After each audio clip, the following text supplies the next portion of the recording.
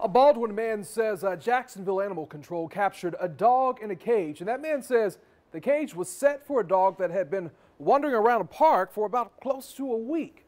First Coast News reporter Jason Rantle explains what he believes the city needs to do now. Anthony, that man I talked to today says he saw the stray dog wandering the park for several days. That's when he thought to call Animal Control. Animal Control set out a trap, but the man says it ended up putting the dog in an even worse situation.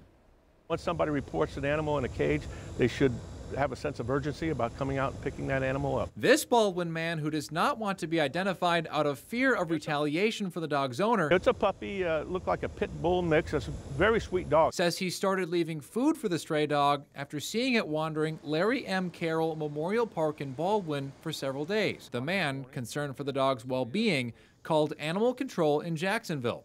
He says an animal control agent and he tried to coax the dog to come. It would not, so a trap was set Wednesday.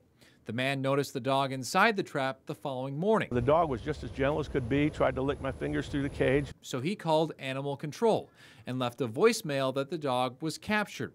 Several hours later, he says the dog was still there, surrounded by rainwater and mosquitoes. So he called again, another voicemail. This appears to be a standard operating procedure for the city, acceptable, which I don't agree with. Friday morning, he called again. That's when an agent came to pick up the dog. If a citizen was reported that their dog was in a cage without food or water for 24 hours, probably be fined by the city. Now, the concerned dog owner says he wants the city to investigate why exactly it took so long to pick up a caged animal. All I'm looking to do is that they take a second look at their procedures.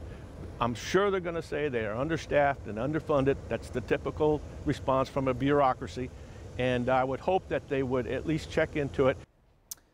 And I reached out to the city. They just got back to me about an hour ago. They say the dog was captured within 24 hours and that the dog was left with food and water. Right now it's being held at the shelter and is being evaluated for adoption eligibility. Guys.